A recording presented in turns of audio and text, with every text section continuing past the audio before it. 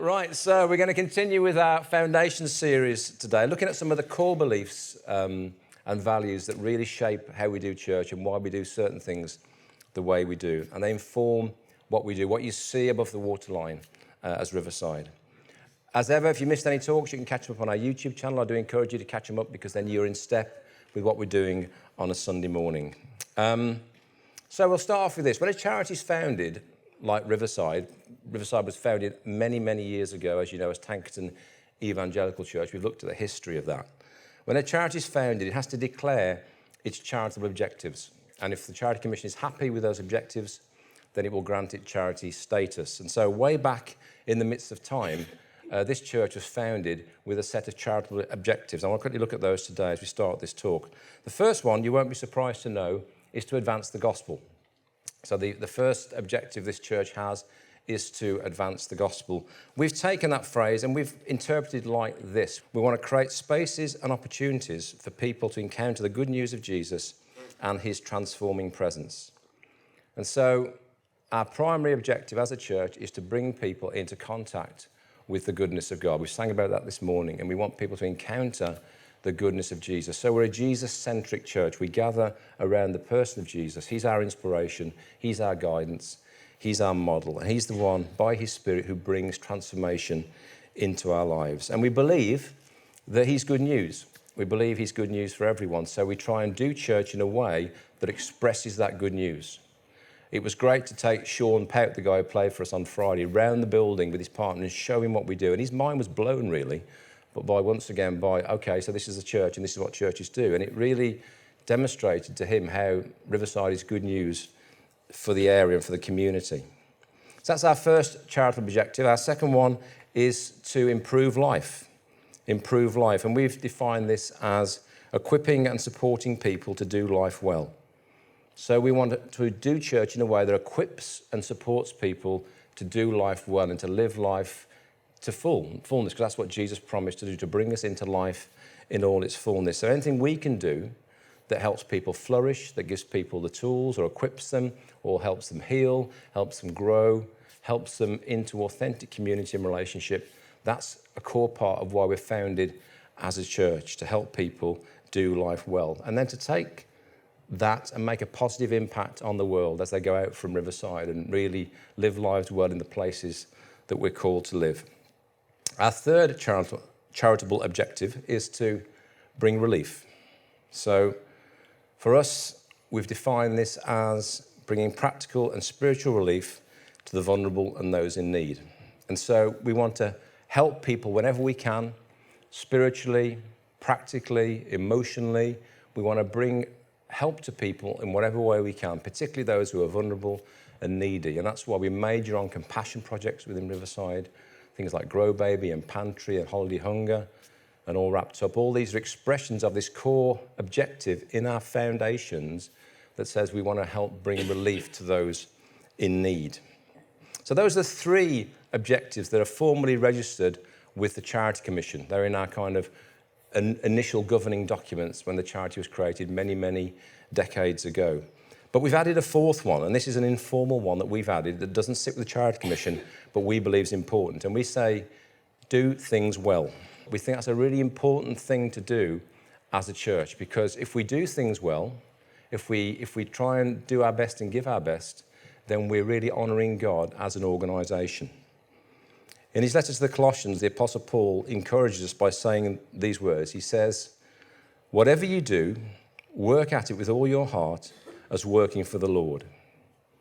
So the inference there, Paul is saying, ultimately, you're not working for a boss, you're not working for an organisation, you're not working for a person. Whatever you do in life, you should be thinking about the ultimate person who you are kind of reporting to and thinking about is God. And so it doesn't matter whether it's what you do is seen, what you do is unseen, whether you consider it to be menial or whether you consider it to be sort of high value. Whatever you do, Paul says, do it unto God. Do it well, because it's God ultimately who you are.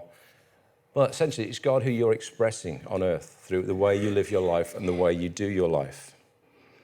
And so doing things well for us as a church is really important, because we think if we do things well, it points back to God.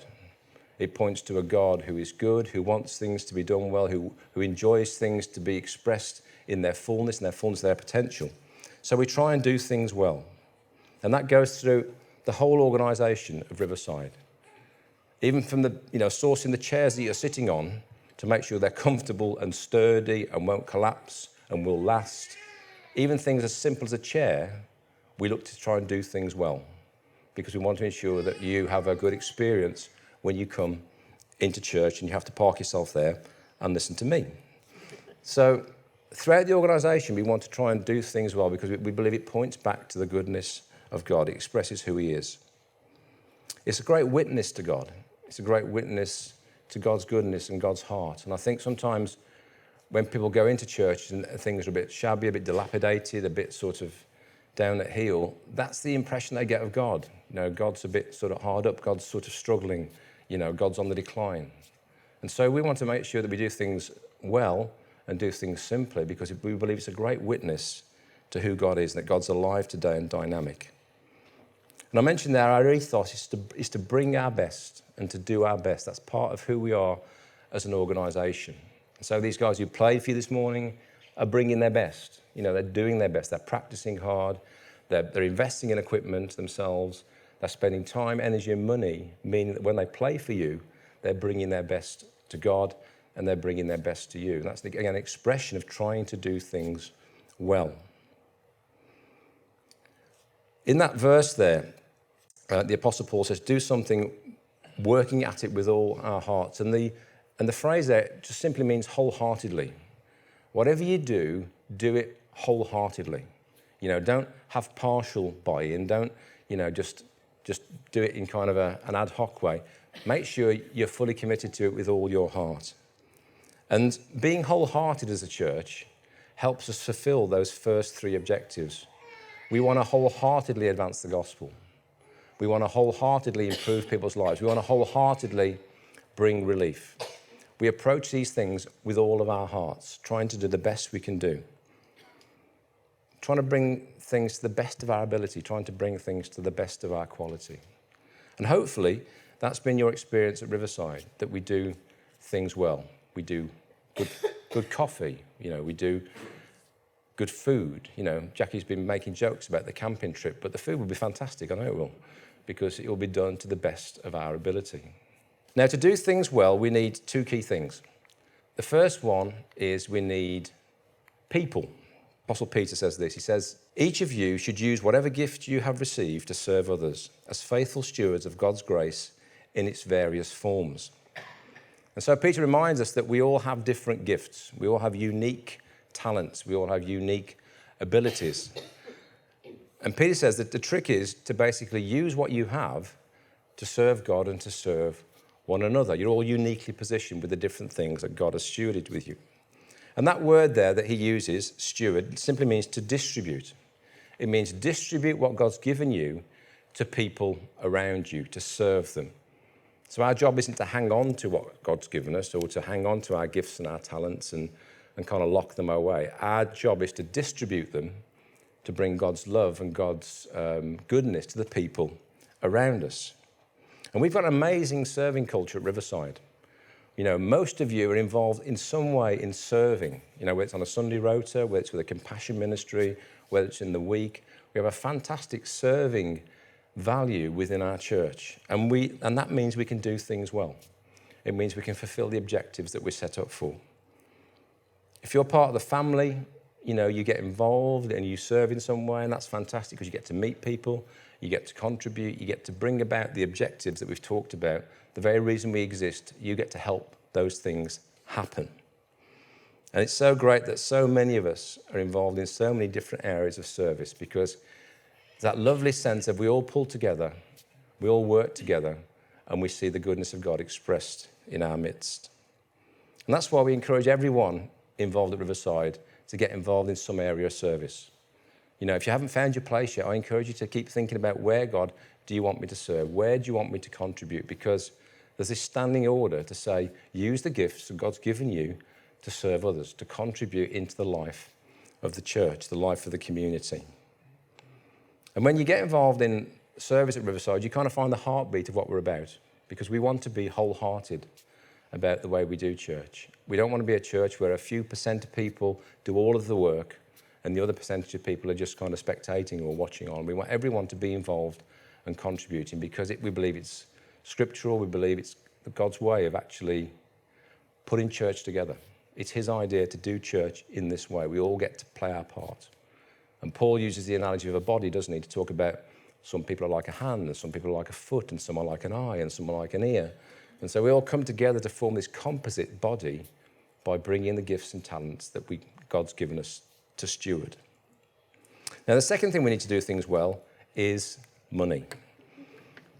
Throughout the Bible, we find people financially supporting the work of God. We find it in the Old Testament, and we find people supporting the ministry of Jesus in the New Testament with their finances. It's quite an interesting study, actually, to look at Jesus and who supported him and where his funding came from. Jesus linked the stewardship of money to the focus of our lives. And we don't talk much about money in church because it makes us a bit itchy. It's like church's dirty secret. We don't really talk about it.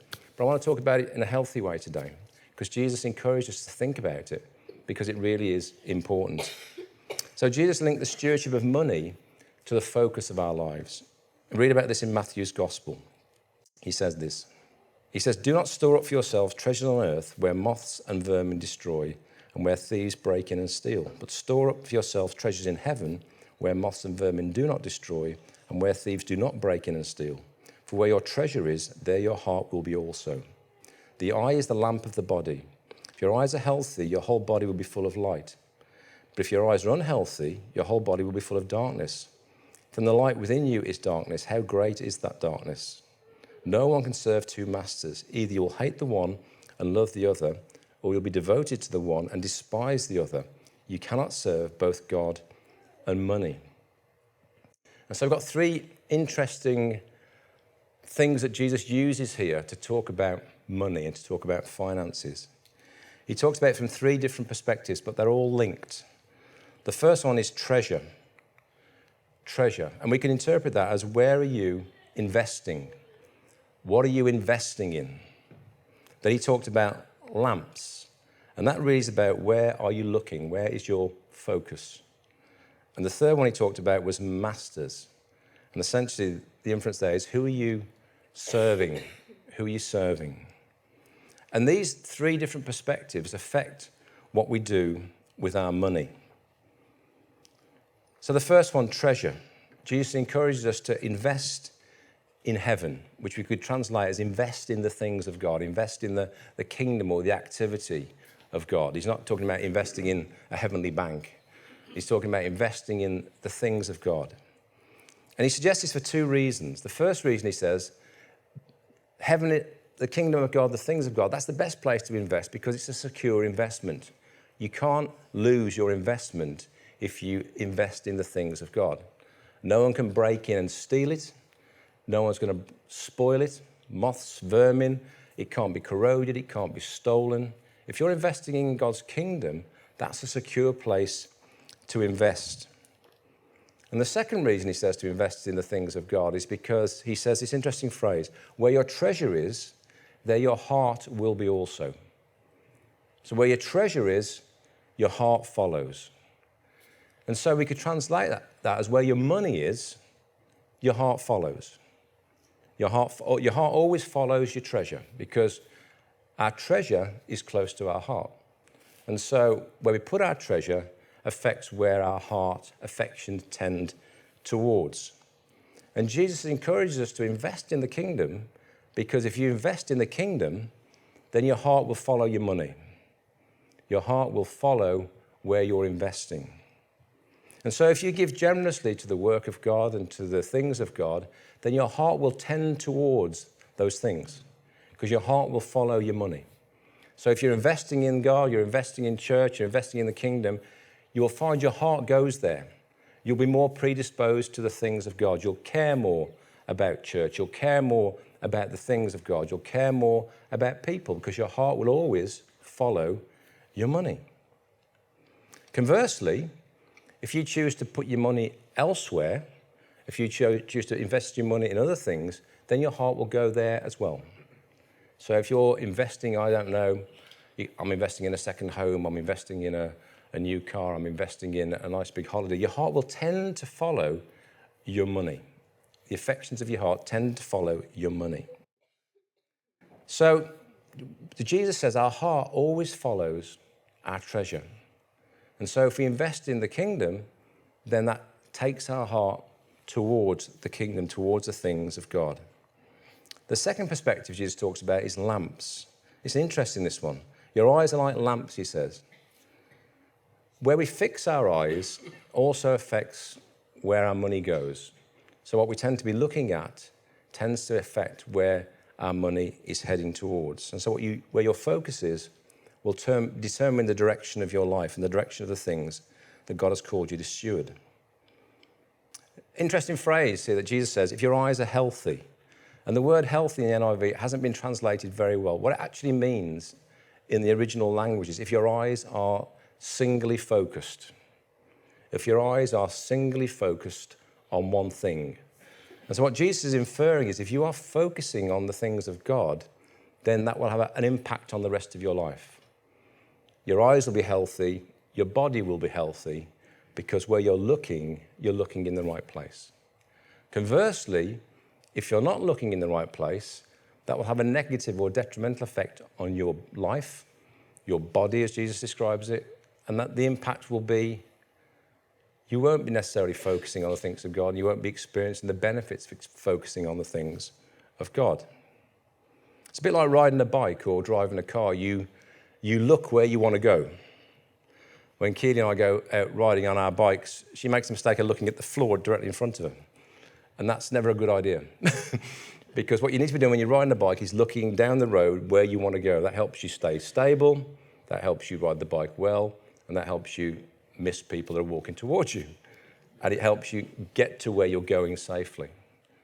Same when you're driving a car. You look where you want to go. And Jesus said, your eyes, where they're focused, that's where you're going to end up. That's where the direction of travel for your life. And so he says, single eyes, singly focused eyes, have a positive effect on the rest of your life. And interestingly, he puts this slap bang in the middle of this talk about money. So he says, if you're fixing your eyes on God, then some of your resources will tend to go towards God, and that will have a positive benefit on the rest of your life. Your life will be full of life. Or, he says, actually, you'll experience darkness in your life because parts of your life will be dimmed because you're not experiencing the fullness of what God wants you to experience. The third thing Jesus talks about is masters. He says, no one can serve two masters. Either you'll hate the one and love the other, or you'll be devoted to the one and despise the other. You cannot serve both God and money. It's interesting here that Jesus describes both God and money as masters. So God can be a master, or money can be a master. And the word here means have authority in your life. So God can have authority in your life, or money can have an authority in your life. So Jesus is asking this question, who has got the final authority in your life? Is it God, or is it money? So does the love of God determine the direction of our lives, or does the love of money determine the direction of our lives? That's the question Jesus is asking. And he says one, ultimately, will have precedent. One will have precedent. You can't serve both God and money. One has to have precedent in your life. And he uses these evocative terms here. He says you'll hate one and love the other. You'll be devoted to one and despise the other. Because they're at loggerheads with each other. They're at loggerheads with each other. And you can't kind of sit in the middle and say, well, I love God and I love money, because Jesus said that isn't an option. One will desire to have mastery over you. One will desire to have final authority. And this is back to the affections of our heart. Who has got, what has got the affections of our heart? If we serve money, then that will have the affections of our heart. That will have mastery over us. We like to think in the West, we master money. But actually, money does a great job of mastering us if we're not careful. And that's why it says in the scriptures, the love of money is the root of all kinds of evil. Not money is the root of all kinds of evil, the love of money. Because money has mastery, and that results in things that aren't of God. So we can serve money and let it have mastery over us, or we can serve God with our money and have mastery over it. And that's what Jesus is saying here in this example of masters. So these three examples of treasure, lamps, and masters, all talking about money. So God connects a person wholeheartedly into a church. He brings all of them to the church. He brings their story, he brings their unique testimony, he brings their talents, he brings everything with them into that church. So essentially, when God brings us to church, he brings our time, he brings our energy, he brings our story, and he brings our money. Now, we've all got different capacities in those areas. Some of us are time rich, money poor. Some of us are money rich and time poor. Some of us have lots of energy because we're young but don't have much money. We've all got different abilities and capacities within those areas. But culturally and generationally, the church is under a challenge because the pressures of society are putting more pressure on people's time, energy, and money. And so people are facing a challenge with what do they do with their limited time, energy, and money? Where do they put it? Where do they invest it? We're all feeling increasing pressure. And sometimes reducing what we do in church can be the path of least resistance. So we need to cut back on our finances, we need to cut back on our time, we need to cut back on the energy we're expending. Well, the simplest thing to do would be to cut back on what we invest in church, because that's the path of least resistance. So you are thinking a bit like this. I know they keep asking for volunteers for an area, but I'm really busy, I'm quite tired. If I keep my head down long enough, someone's bound to step into the gap. So I'll just lay low, and someone's bound to step into that gap. Someone's bound to give their time and serve in church if I just keep my head down. And I know they mentioned how generous church has been in the past and how the whole place has been built on the generosity of people.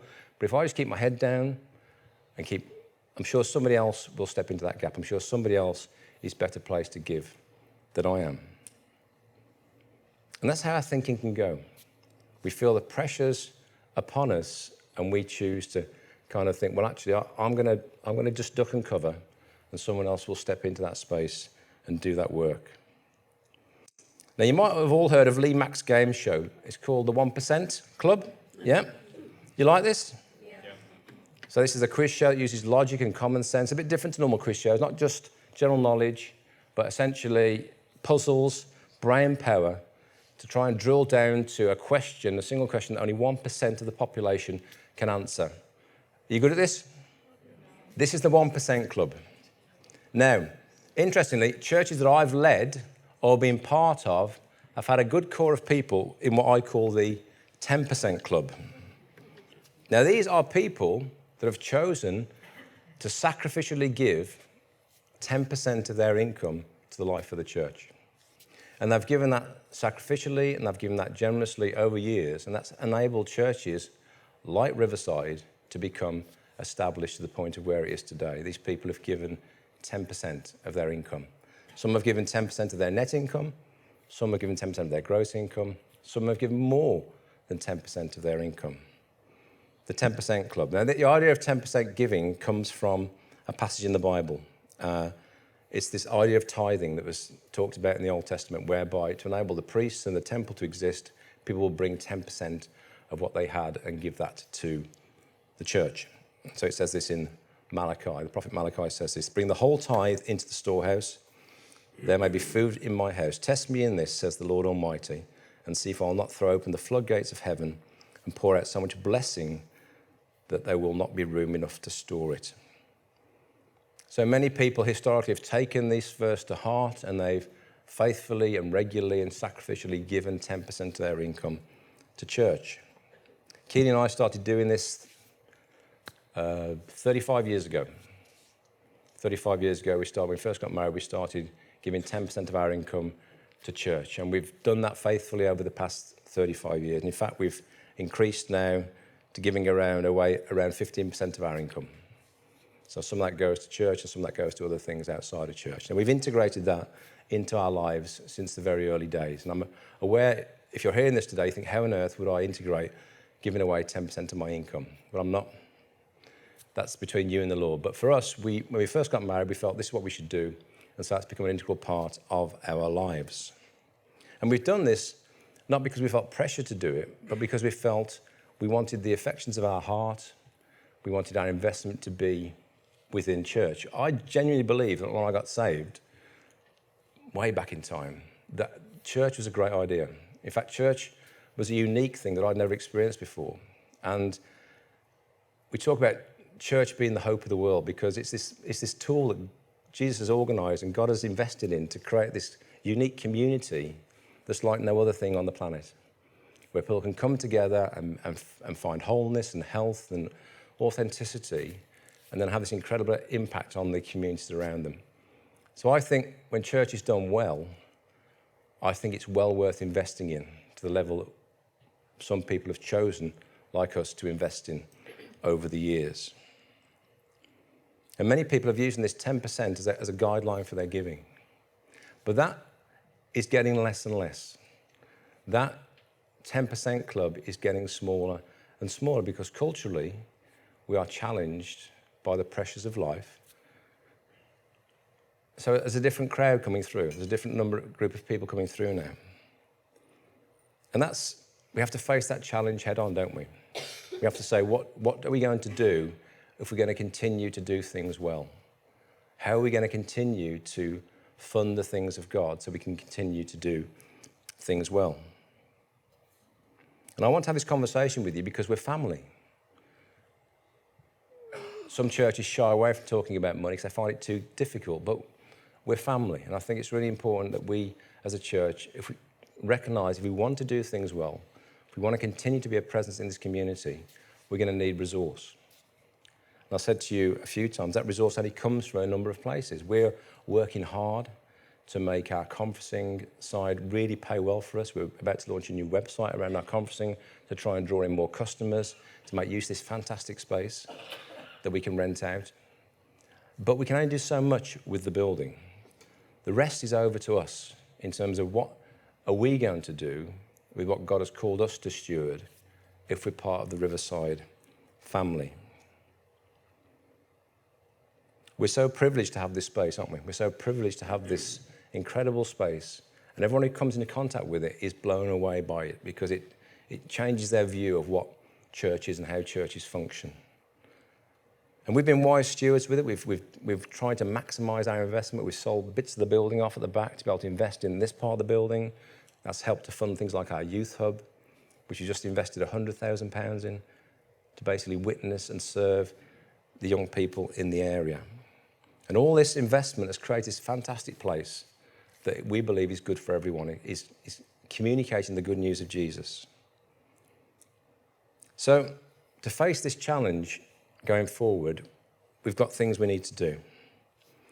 For our part as leaders, we want to get better at the way we talk about giving and better at the way we enable giving in the church.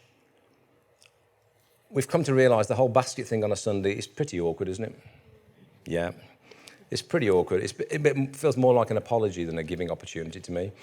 The baskets kind of wander around and it's all a bit, It's not great. We want to get better at the way we do giving, the way we do offerings in the life of the church. We want to explain more clearly why this is important and not worry about having that conversation. So I think we're going to review the offering baskets and probably get rid of them altogether and have other ways that we can have cash offerings. I'd like to go modern and have some sort of card offering opportunities. I know lots of you carry cards, so I was thinking about embedding them in the chairs. When you sat down, you automatically donated £10. That was vetoed by the trustees. I don't know why. But I think, having modern ways to give. Sometimes the reason we don't give is because there's obstacles in the way. We just haven't got around to it, or we haven't, got the opportunity. We haven't got cash, and so we want to make it easier for us to be able to give. We're never going to be the church that gets you into a guilt trip to give. I'm not going to get Darlene up here on the keyboard playing some minor chords for 20 minutes while we grind you into the dirt, and finally we pass the offering baskets around, and finally, I've got to get out of here, I've got to pay to get out of church, we're never going to be that kind of church. But we are going to talk about this because it's important. Jesus talked about it. Jesus, in fact, talked more in the Gospels about money than about heaven, which is quite extraordinary when you think about it. And the reason he talked about it that way is because our heart and our money are linked. I've said to you before, God doesn't really need our money, but he uses the mechanism of money to get the affections of our heart. You could say God doesn't really need our prayers, but he uses prayer as a way of deepening our communion with him and involving us in the work of God. And it's the same with our money. He uses money to involve us in the work of God, to help us with the affection of our heart. And also, it helps us with, do I really trust you, God, enough to give you money? Do I trust you enough that if I give you this money, you'll continue to provide for me? And that's all part of the discipleship that we want to grow in as a church. It's been there in our history, it's been there in our foundations. That's why we are where we are. But we want to continue on in the same vein. As I said before, I'm aware you've all got different abilities, you've all got different capacities when it comes to giving. Everyone's in a unique situation. Everyone's got a unique amount of resources available to them. Some of you may not be at liberty to give. You may be in a relationship where you don't have that control over money. You don't have the ability to give. That's absolutely fine. I know people who can't give in that way, but they give incredibly in other ways. They choose to serve the church with their time in other ways. And we're immensely grateful for that fact. But many of us do have the ability to give. Many of us do have the finances and the capacity to give and to invest in the things of God. And so your part, I just respectfully ask you to review your giving. I respectfully ask you to think about giving and review your giving. Keely and I, when we have a wage increase, we try and increase our giving to match that. We've done that over the years. And I think it's important that we continue to review our giving. And as you sit here this morning, you might be in a number of different chairs. You might be not yet giving. You might be giving occasionally. You might be giving regularly. And you might be giving regularly and generously. And so you can think about, where are you today? What chair are you sitting in? And the important question is, where do you aspire to be? What chair do you want to aspire to be in terms of your finances? You might have never considered giving to church. You might have considered giving to church and decided you don't want to give to church. You might have just never got round to it. The key thing is, for all of us, always, is what do we feel God is saying to us? What do we feel God is saying to us? Because I can talk to you and I can point to things and expound things, but ultimately, we serve a God who's alive by his Spirit. So what do we feel God is saying to us? So all those years ago, for Keely and I, we felt God say to us, trust me, invest in me. And I think that's shaped the direction of our lives. We may not have been here today doing this role if we hadn't invested the affections of our heart with our money into church. I may have still been an engineer. I might have still been in project management, because that may have been, now I could have earned lots of money in those careers, and the affections of my heart could have gone that way. But this is where my affection went, and this is where God has led me. And so where our money goes does always affect, ultimately, the direction of our lives. And I think the key thing is, if God's brought you here and you feel you're part of Riverside family, then he's brought you and he's brought your money. What is he asking you to do with that now you're here? When Keely and I moved from Birmingham to Whitstable 9 years ago, and we took over pastoring Riverside, we made a decision to bring everything with us. Now imagine if we'd have said, actually, we're not going to move our financial giving, we're going to keep giving to our sending church in Birmingham. We're just going to come down here and just check you guys out and see whether you're worth investing in. And then if you are, we may decide to move our money with us. We had to come wholeheartedly. We had to come entirely. We had to come and start to give to this church, to invest in this church. Because that's consistent with God's plan. That's consistent with God moving us wholeheartedly from one space to another. And so if God's added you to this church, he's added you wholeheartedly. He brings all of you because he's got a recipe for how this thing can work. And we're the building blocks he uses. We're the living stones that he puts together. He adds us together. The Apostle Paul describes us like living stones. God hasn't got any other building material at his disposal. You're the only thing he can use to build the church. So he knows you intimately. He knows your story. He knows your skills. He knows your testimony. He knows your personality. And more importantly, he knows your bank balance. He knows what you've got. And when he encourages you to join a church, he brings all of you into that house, into that family. And he encourages all of us to wholeheartedly connect with that family. Paul says this: each of you should give what you have decided in your heart to give, not reluctantly or under compulsion, for God loves a cheerful giver. So we're each faced with a decision. You know, we have a decision to make. What do we want to give? And that's the decision that we all carry. It's one we can't abdicate. We decide, we make a decision.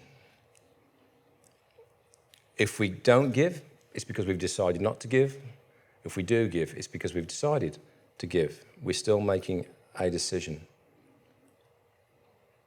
As I said a few weeks ago, and today, we're not going to be ever highly directive about this. We're not going to treat you differently if you give or you don't give. We're not going to base how we love you and serve you on what you give or don't give. But our goal is to equip the church in the grace of giving. Paul wanted to equip the church he was writing to excel in the grace of giving. And that's what's been in our foundations, our DNA as a church. The church in the past has excelled in the grace of giving. That's why we are where we are today. They're built on this foundation of Jesus, and that's why we are here today.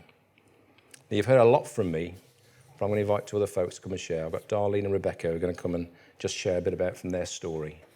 So for me, giving is my way of worshipping.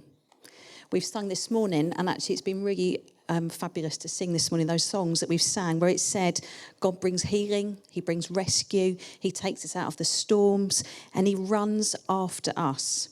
And when we're given that gift, we always want to say thank you, don't we? I don't know if you've been given gifts recently. We want to say thank you. And for me, giving is that thank you. When we sing, God has been faithful all our lives, that is my testimony. I can say that, hand on heart. God has been faithful. So why would I not give back? That personal thank you, for me, is giving. And actually, that enables me to do things well.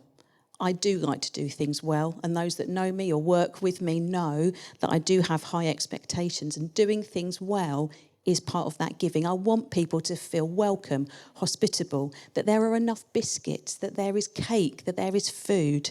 Doing things well is part of that worship. As a team, in the team that I work with, we use the story of the feeding of the 5,000 a lot.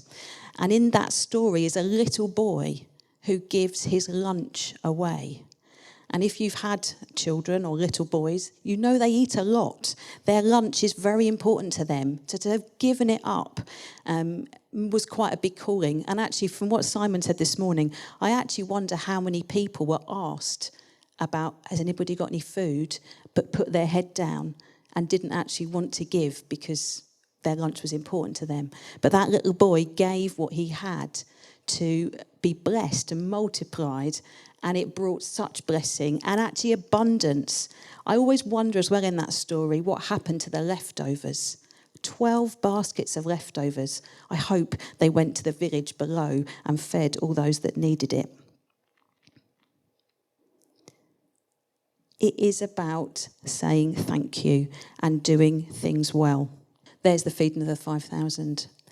But actually this verse from 1 John says, we love because he first loved us. And actually we had that verse at our wedding a long time ago. But actually I wonder if we switch the word love, because actually love is about giving, love is about saying thank you, and say we give because God, he first gave to us. So I give because God has given me so much. So why would I not give back to say thank you and do things really well?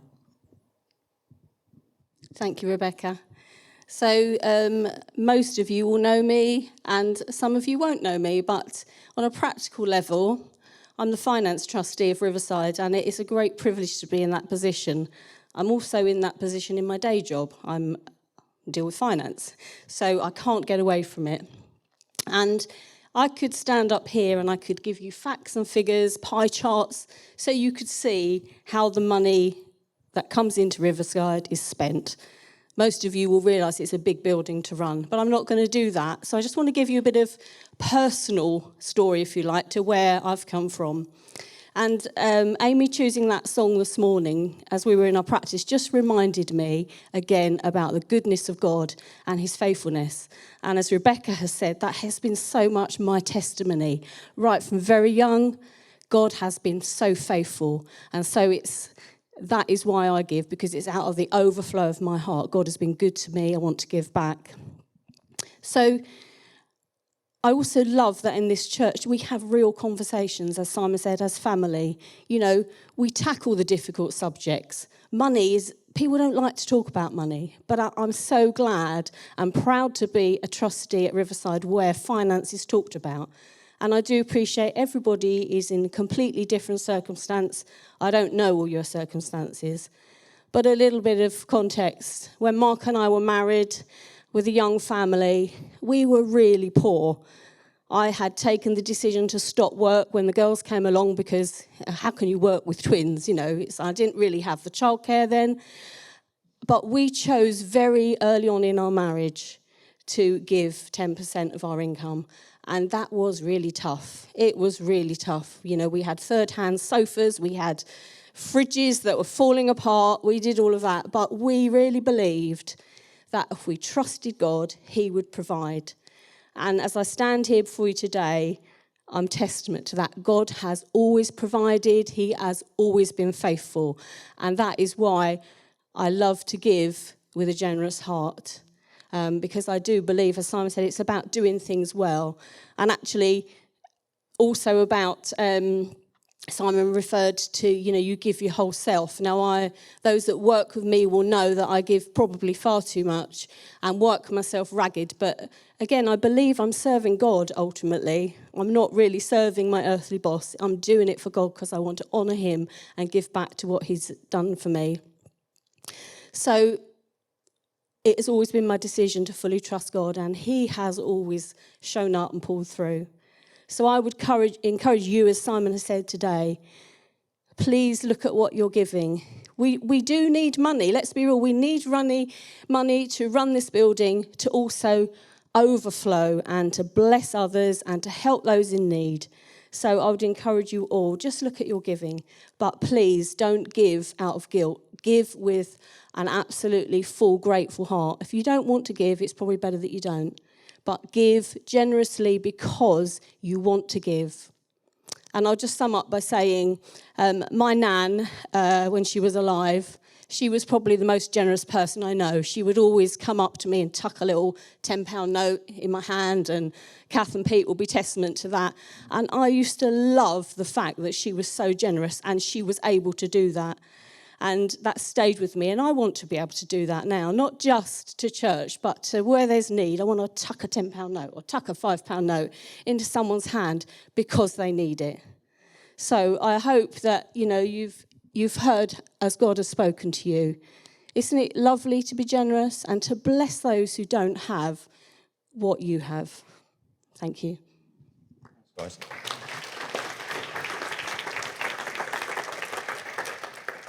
The key thing, as I said in my talk really, is just always listening to the Spirit of God, because as Paul said, the Apostle Paul says, you know, God loves someone who gives with joy. That's what the words mean. A cheerful giver is someone who gives with joy, not under compulsion, but because the affections of their heart is where they want to deposit treasure. They want to deposit finance. And so let's just spend a few moments with the Lord and see what he's saying to us. He never comes to condemn us. He never comes to make us feel guilty. He never comes to manipulate us. So, Lord Jesus, we thank you that this morning we've been able to talk. Well, we've used your words, Lord, that you spoke many years ago to people. Their situations would have been very different from ours, but the decision would have been the same. And you sat by the temple treasury and you watched people coming and going. You watched that widow put in 2 copper coins, and you chose to remember her. You chose to celebrate her because of her trust.